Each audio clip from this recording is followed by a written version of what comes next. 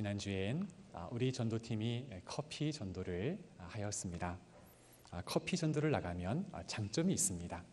커피를 전해드리면 물론 바쁘신 분들은 테이크 아웃하는 분들도 계세요. 받고 그냥 가시기도 하지만은 그러나 커피는 물이기 때문에 대부분 한 잔을 들고서 마실 때까지는 그 시간이 있는 것입니다. 그 너무 좋은 시간이죠. 이분과 대화를 나눌 수 있고 복음을 전할 수 있는 이보다 더 좋은 시간은 없는 것 같습니다. 80대 어르신 한 분이 의자에 앉으셨습니다. 아버님 하고 말씀을 나누는 중에 이렇게 말씀을 주십니다. 한평생 여기까지 살다 보니 그렇게 삶을 아등바등 할 필요가 없었는데 삶이 다 지나가는 것인데 그런 말씀을 주셔요. 몇 마디 안 되는 짧은 말씀인데 굉장히 지혜로운 말씀이구나 그런 생각을 가져보았습니다. 그때 당시는 잘 몰랐죠. 세상 사람들이 다 그렇게 살아냈으니까는요. 그 방식대로 살아가는 것이 정석인지 알았으니까요. 사람들은 말합니다. 높은 곳에 올라가면 거기에 좋은 것이 있을 거라고. 명예를 위하여 또 지위를 가지면 그것이 바로 행복이라고. 올라가세요. 또 올라가세요. 소유하세요. 더 많은 것을 가지려고 노력하세요. 그러면 거기에 좋은 것이 있을 것입니다. 사람들은 그렇게 말을 하였습니다. 그런데 여러분, 정말 그렇습니까? 모든 것을 가지면, 모든 것을 손에 쥐면 그곳에 행복이 있는 것입니까? 인생을 80년 살아오신 아버님의 말씀입니다. 그렇게 아등바등 할 필요가 없었는데 아버님 정말 귀한 내용이네요. 제가 맞장구 쳐드렸습니다. 그리고서 복음을 전했습니다. 그래서 말입니다. 우리에게는 예수님이 필요합니다. 모든 것이 다 지나가기 때문에 변하지 않는 복음, 변하지 않는 그 하나님의 나라, 그 영원한 생명이 우리에게는 필요합니다. 성령께서 역사해 주신다면 놀라운 일이 있게 될 줄로 믿습니다. 오늘 요한복음 12장에는 세 부류의 사람들이 나오는데 각기 세 부류의 사람들이 예수님을 이해하는 것이 달랐습니다. 오해를 한 것이죠. 오늘 말씀에 등장하는 세 부류의 사람들은 12절 말씀을 보게 되면 큰 무리라고 했습니다. 이들은 세계 각지로 흩어졌다가 이제는 유월절 명절이 되어서 다시 모여든 사람이었습니다. 역사가 요세푸스에 의하면 보통 명절에 모이는 그러한 유대인들의 수는 한 270여만 명 되었다고 합니다. 그러니까 우리 지역의 안양 인구가 60만 정도 되는 것으로 알고 있는데 이 수의 한 7배 정도? 4배 정도가 되는 거죠. 4배 정도 또는 5배 정도가 되는 그 수가 이 예루살렘의 성에 모이는 것입니다. 또한 부류는 제자들이었습니다. 16절 말씀이죠. 제자들, 예수님과 동고동락했던 제자들, 예수님의 제자들입니다. 또 세 번째 부류들은 19절에 바리새인들, 이렇게 세 부류들이 등장하고 있습니다. 그들은 예수님에 대하여 어떻게 이해하고 있었을까? 오늘 말씀을 통해서 우리가 살펴보고자 합니다. 먼저는 큰 무리들인데 이들은 예수님이 예루살렘으로 오신다는 소식을 들었습니다. 우리 주님이 천국 복음을 전파하시고 병든 자를 긍휼히 여기셔서 그 병들을 다 고쳐주시고 여러 기적들에 대하여 그들은 소식을 들었을 것입니다. 뿐만 아니라 요한복음 12장 앞부분에 보게 되면 한 사건이 나오죠. 베다니에서 일어난 사건. 이미도 나흘이나 되었습니다. 죽은 지 나흘이나 되어서 시체가 썩는 냄새가 났을 것입니다. 그 무덤을 향해서 나사로야 나오너라 하니 흰 수건을 팔에 동인 채로 온몸에 동인 채로 나오는 그 한 사건. 거기에 모여있는 사람들이 매우 놀랐을 것입니다. 와, 이 엄청난 사건을 행하시는 예수님은 누구실까? 이러한 광경을 직접 목격한 무리들로부터 아마도 흩어져 있던 유대인들은 그 소식을 다 들었을 것입니다. 오늘 17절, 18절도 그것을 우리에게 말씀해 주고 있죠.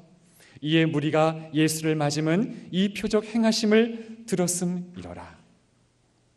이렇게 모여든 유대인들은 예수님에 대하여 어떤 생각을 가졌을까요? 정말 죽은 자를 살리시는 분이라면, 그러한 능력이 많은 분이라고 한다면 이분이야말로 우리가 당하고 있는 이 억압과 고통에서부터 해방시켜 줄 수 있는 그런 분이라고 생각하지 않았을까요? 지금 이스라엘은 로마 통치하에서 억압을 받는 상황 아닙니까? 이 정도의 능력을 가지신 분이라고 한다면 민족의 지도자가 되어서 정치적인 메시아로 충분히 하실 수 있을 거야. 그렇게 충분히 생각했을 것입니다. 빼앗긴 나라도 다시 찾고 흩어진 유대인들이 한자리에 모여서 다시 한번 나라를 회복하고, 유대인들은 이러한 메시아관을 가지고 있었다는 것입니다. 때마침 예수님이 예루살렘에 입성하신다는 소식을 들었을 때에 그들은 그 예수님을 즐겁게 찬송으로 맞이하고 싶었을 것입니다. 손에는 종려나무 가지를 들고 이들 모두는 예루살렘 거리로 나왔습니다. 종려나무는 이스라엘에게 있어서 중요한 나무였습니다. 그들이 이스라엘이 그 요단강을 건너서 처음 맞은 나라가 혹시 어떤 나라인지 기억하세요? 여리고성이었죠. 이 여리고는 다른 명칭으로 하면 신명기 34장 3절 말씀을 보게 되면 종려나무 성읍이라고 하는 다른 이름을 가지고 있었습니다. 뿐만 아니라 그들이 사흘길을 수르광야를 지나서 마라를 지나서 하나님께서 좋은 곳으로 인도해 주시는데 엘림이라고 하는 지역, 그곳에는 12개의 물샘이 있었고 70그루의 종려나무가 있어서 그들은 안식하기에 좋은 곳을 얻었습니다. 이 나무가 가지는 겉모습과 또 열매의 풍성함 때문에 이 종려나무는 번영, 아름다움, 기쁨, 그것을 상징하는 그런 나무가 되었습니다. 그들이 예수님을 생각할 때에 그러한 민족의 지도자로 생각하면서 소망을 가지고 이 종려나무 가지를 가지고 흔드는 것입니다. 호산나 찬송하리로다. 주의 이름으로 오시는 이곳 이스라엘 왕이 오는도다. 여러분, 이쯤 되면 누가 나타날 시간입니까? 주인공이 곧 나타날 시간입니다. 어떤 모습으로 나타나면 이렇게 환호하고 환영하는 그 유대 사람들에게 어울릴까요? 어떠한 모습으로 나타나면 이 모습에 잘 어울릴까요? 마치 전쟁에서 승리하고 돌아온 개선 장군의 모습처럼 뒤에는 깃발을 꽂고 그리고 멋있는 군마를 타고 예루살렘으로 입성하면 이 모습과 잘 어울릴 것 같습니다. 그러나 우리 주님의 모습은 정반대의 모습이었습니다. 호산나 찬송하리로다. 여기저기에서 호산나 찬송하리로다. 그러한 큰 울림 속에서 우리 주님은요, 어린 나귀를 타고 그 예루살렘에 들어가시는 것입니다. 오늘 14절 말씀을 보면 예수는 한 어린 나귀를 타고 보시니 한 어린 나귀, 매우 힘이 없고 유약하고 연약해 보입니다. 그런데 우리 주님이 그것을 타고서 예루살렘으로 들어가는 것입니다. 우리 주님은 아셨을 것입니다. 저 큰 무리들이 무엇을 기대하고 소망하는지를 이미 아셨을 것입니다. 마치 이들에게 주님은 몸으로 설교를 하는 것 같습니다. 어린 나귀를 타고 그 나귀를 타고 직접 예루살렘으로 들어가시는 우리 예수님. 나는 그렇지 않다. 나는 너희들의 생각과는 다르다. 나는 너희들이 생각하는 그런 정치적인 메시아가 아니다. 뿐만 아니라 우리 주님은 말씀을 통해서 그들의 생각을 교정해주고 있습니다. 그들이 외쳤던 찬송은 구약의 시편 118편을 근거로 하고 있습니다. 여러분 듣기만 하셔도 좋습니다. 시편 118편 25절 26절의 말씀을 보면 여호와여 구하옵나니 이제 구원하소서. 여호와여 우리가 구하옵나니 이제 형통하게 하소서.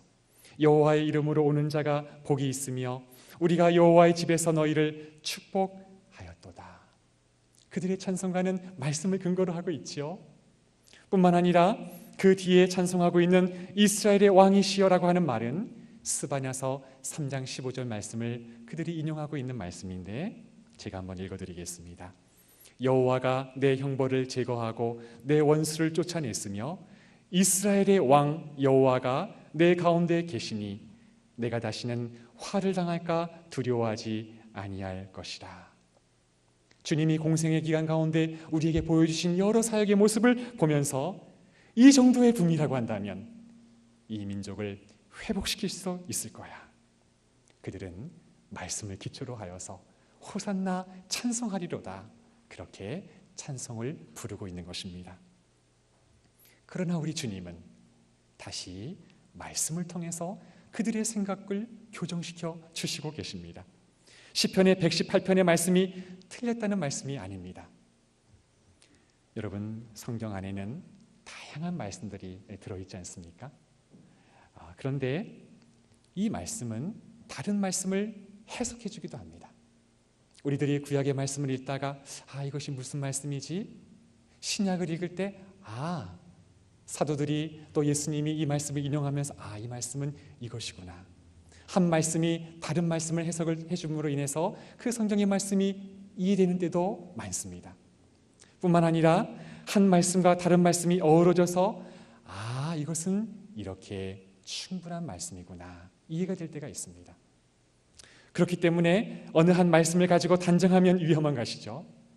그래서 요한은 예수님께서 하신 말씀을 듣고 그것을 친절히 오늘 요한복음의 말씀에 기록해주고 있는 것입니다. 예수님께서 하셨던 말씀은 스가랴서 9장 9절에 있는 말씀이었습니다. 시온에 따라 두려워하지 말라. 보라, 너의 왕이 나귀 새끼를 타고 오신다함과 같더라. 그러니까 사람들이 기대하고 있는 왕의 그런 모습이 아니었습니다. 전혀 다른 평화를 전해주고 겸손의 모습으로 오시는 왕의 모습을 우리 주님은 보여주시는 것이었습니다. 큰 무리가 생각하는 왕은 정복자이며 전투적이며 무력을 사용하는 왕이라고 기대하였지만 우리 왕은, 진정한 예수님은 평화와 겸손을 전하러 오시는 그러한 왕이라고 말씀해 주시는 것입니다. 여러분, 사람들은요, 자신이 보고 싶어하는 것을 보려고 하는 성향이 강하다고 합니다. 하루는 한 아들이 아버지에게 아버지의 나이를 물어보았다고 합니다. 아버지, 나이가 어떻게 되세요? 아버지가 하도 어이가 없어서 이 다 큰 아이에게 아버지 나이를 모르니까 화를 냈대요. 아니, 너는 벌써 10살이나 되었으면서 아빠 나이를 몰라? 그러자 아들이 대답했습니다. 아빠, 저 12살이에요. 그러자 아빠가 그래, 미안해, 이렇게 대화를 잘 마쳤으면 좋았을 텐데 화를 더 냈다는 것이에요. 아니, 12살이나 된 녀석이 아빠 나이를 여전히 몰라? 넌 더 나빠. 간단한 예화지만 여러분, 사람은 자신의 기준으로 모든 것을 보려고 합니다. 그렇지 않은 것을 잘 용납하지 않으려고 합니다. 자신이 듣고 싶은 것을 들으려고 하고 자신이 보고 싶은 것을 보려고 한다는 것입니다. 많은 사람들이 예수님을 오해하였습니다. 그러한 사람들에게 예수님은 행동으로 보여주시는 것입니다. 한 어린 나귀를 타시고 예루살렘에 입성하시고 또한 다른 구약의 선지자의 말씀을 통해서 그들의 왜곡된 생각을 교정시켜 주는 것입니다. 사람들은 자꾸 올라가려고 합니다. 빨리 올라가라고 합니다. 사람들은 자꾸 가지라고 합니다. 많이 가지라고 합니다. 그러면 거기에 참된 행복이 있을 것이라고. 그러나 우리 주님의 생애는 내려오시는 생애였습니다. 그 높으신 하늘 보좌 가운데 이 낮고 낮은 땅으로 내려오시는 것입니다. 하나님과 화평을 위해서. 그는 십자가를 지시고 죽음으로 이 죄의 문제를 해결하기 위해서, 그래야지만 하나님과 사람 사이에 온전한 화평이 이루어지기 때문에 이 땅에 평화와 겸손의 왕으로 우리 주님은 내려오셨습니다. 여러분, 내려가시기를 바랍니다. 회사에서 진급을 빨리 하는 것도 좋지 않다라고 합니다. 왜냐하면 빨리 진급하다 보면 더 이상 올라가야 되는데 때 맞춰서 올라가지 않으면 힘든 상황이 된다는 것입니다. 여러분, 진급을 일부러 떨어질 필요는 없을 거예요. 그러나 진급에 올라가지 않더라도 상심하지 마시기를 바랍니다. 나는 부족합니다. 여러분, 자꾸 내려가시기를 바랍니다. 고개를 숙이면 하나님은 바로 거기에 화평을 주십니다. 나는 부족합니다. 또 고개를 숙이면 하나님은 우리의 마음에 평강을 주십니다. 종료주의를 보내면서 이 마음을 가지는 우리 성도들이 되기를 원합니다. 두 번째 부류의 사람들은 제자들이었습니다. 제자들이 3년의 공생의 기간 동안에 주님과 같이 생활하면서 예수님에게 가졌던 그들의 이해는 어느 정도였을까요? 조금은 아쉽지만 제자들은 이 사건에 어떤 의미였는지 그 당시에는 깨닫지 못하였다라고 말씀해주고 있습니다. 오늘 16절 말씀을 볼까요? 제자들은 처음에 이 일을 깨닫지 못하였다가 그랬습니다. 제자들이 이 사건의 의미를 언제 깨달았을까요? 주님이 영광을 받으신 이후에, 그러니까 십자가의 고난을 당하시고 죽으시고 장사 지낸 후에 다시 부활하셨을 때, 그 영광을 받으신 이후에야 제자들이 이 사건의 의미를 깨달았다라고 말씀하고 있습니다. 이 말씀이 바로 예수님에 대하여 기록한 말씀이구나. 제가 스가랴서 9장 9절의 말씀을 한번 읽어드리겠습니다. 시온에 따라 크게 기뻐할지어다. 예루살렘에 따라 즐거이 부를지어다. 보라, 내 왕이 내게 임하시나니 그는 공의로우시며 구원을 베푸시며 겸손하여서 나귀를 타시나니 나귀의 작은 것 곧 나귀 새끼니라. 구약의 스가랴 선지자를 통해서 주신 말씀, 우리 예수님은 그 말씀대로 이루시는 거구나. 나귀의 작은 것 곧 나귀 새끼를 타시고 예루살렘으로 들어가신 거구나. 주님이 영광을 받으신 이후에, 그 부활의 사건 이후에서야 제자들은 비로소 깨달았다라고 성경이 기록하고 있습니다. 우리는 엠마오로 가는 두 제자의 모습을 기억합니다. 그들이 사랑하고 함께 살았던 그 예수님께서 십자가에 달려 죽으셨을 때에 그들은 깊은 절망과 시리에 빠졌습니다. 어떠한 제자들은 우리는 고기 잡으러 가노라, 나는 너를 사람을 낚는 어부가 되게 하리라, 그렇게 소명을 주셨는데요, 이 소명을 다 잃어버리고 다시 전직으로 돌아가는 것입니다. 엠마오로 가는 두 제자 역시 큰 절망에 빠져서 그렇게 돌아가는 중이었습니다. 그런데 부활하신 주님을 만나게 됩니다. 그들의 낙심된 마음이 변화되고 바뀌어지기 시작하는데 그 시점이 언제였습니까? 누가복음 24장 32절의 말씀을 보게 되면 그들이 서로 말하되 길에서 우리에게 말씀하시고 우리에게 성경을 풀어주실 때에, 그 하나님의 말씀을 풀어주실 때에 우리의 속에서 마음이 뜨겁지 아니하더냐. 그들의 마음을 회복시킨 것은 다름이 아니었고 하나님의 말씀이었습니다. 이미 주셨던 하나님의 말씀, 모세와 모든 선지자의 글로 시작하여 모든 성경에 기록된 바 예수 그리스도에 대하여 말씀하신 그 하나님의 말씀, 그 하나님의 말씀을 들었을 때에 그들의 마음은 회복할 수가 있었습니다. 하나님의 뜻이 펼쳐지는 것, 하나님의 계획이 펼쳐지는 것, 그것이 우리가 살아가는 역사인데 너희는 어찌하여 선지자들이 말한 것을 마음에 더디 믿느냐, 그렇게 주님이 책망하신 것입니다. 우리 주님은 말씀을 이루셨습니다. 하나님의 말씀을 성취하셨습니다. 말씀을 이루는 데는 고난이 따릅니다. 때로는 피곤함도 동반합니다. 고단함도 있습니다. 예루살렘으로 입성하신 후에는 우리 주님은 곧 십자가를 지실 것입니다. 다른 사람은 아무리 몰라도 우리 주님은 이 사실을 알고 예루살렘으로 들어가는 것입니다. 말씀의 성취를 위해서 고난을 당하십니다.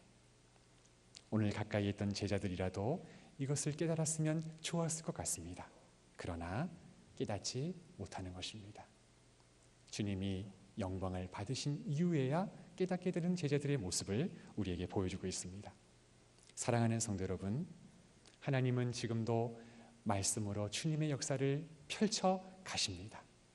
믿음으로 살아가는 우리의 생애는 어떠할까요? 항상 평탄한 일만 있는 것은 아닐 것입니다. 때로는 울퉁불퉁 돌짝밭 같은 길을 걸어갈 때가 있고, 좁은 길을 걸으면서 마치 가시에 찔려서 아야 그렇게 소리칠 때가 있을 것입니다. 그럴지라도 성도의 생애는 십자가를 지는 생애를 살아가는 것이라고 주님이 우리에게 말씀해주고 있는 것입니다.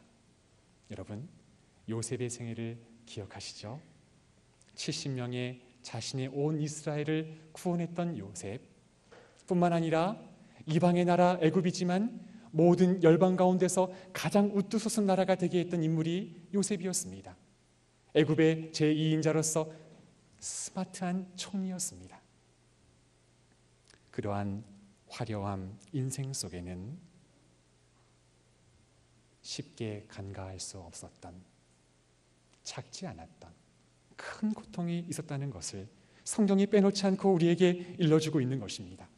시편 105편 17절에서 19절 말씀을 보게 되면 요셉이 종으로 팔렸도다.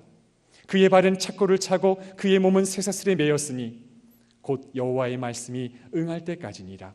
그의 말씀이 그를 단련하였도다. 17살의 나이로 종으로 팔렸습니다. 종으로 팔렸는데 그 집주인으로부터 오해를 받았습니다. 그 주인의 아내를 성추행했다는 누명을 씌운 것입니다. 사실은 그 반대였는데 종으로, 게다가 더 낮은 신분이 되는 것입니다. 죄수가 되는 것입니다. 여러분, 그의 생애에 미래가 보여졌을까요? 그에게 소망이라는 것이 생겼을까요? 그의 전망은 밝지 않습니다. 그런데 그 다음 구절이 귀합니다. 곧 여호와의 말씀이 응할 때까지니라. 그의 말씀이 그를 단련하였도다.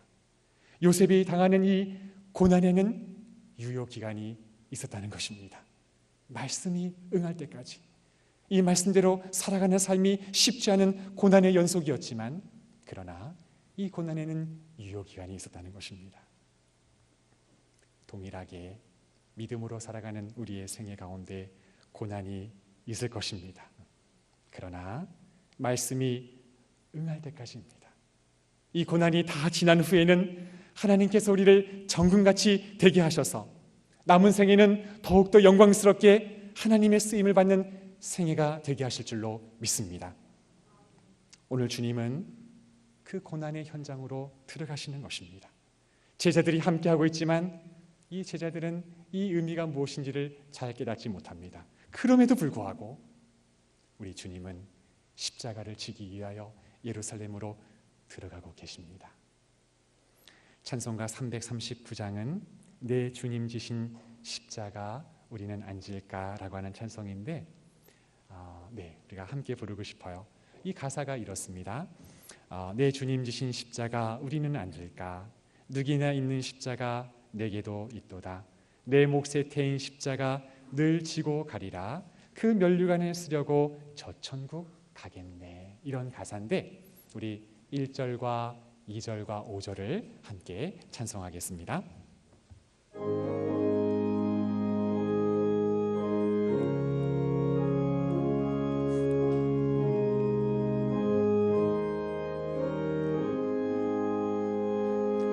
내 주님 지신 십자가 우리는 앉을까? 네게 나 있는 십자가 내게도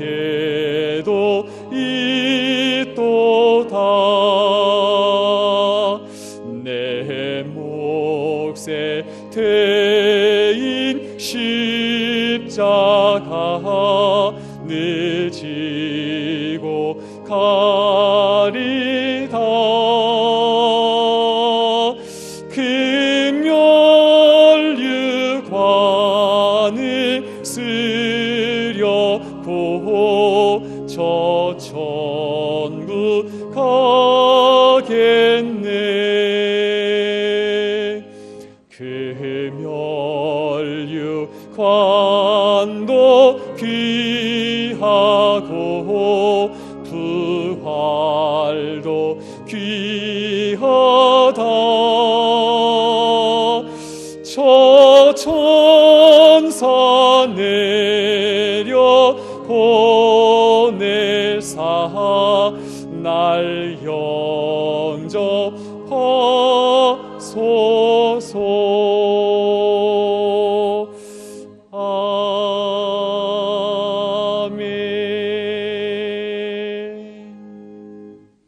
믿음으로 살아가는 성도의 생애 가운데는 반드시 내가 져야 될 십자가가 있음을 우리에게 말씀해 주시는데, 사랑하는 성도 여러분, 말씀이 성취될 때까지 주님이 우리에게 맡겨주신 십자가, 이것을 넉넉하게 감당해가는 저희가 되기를 간절히 소원합니다.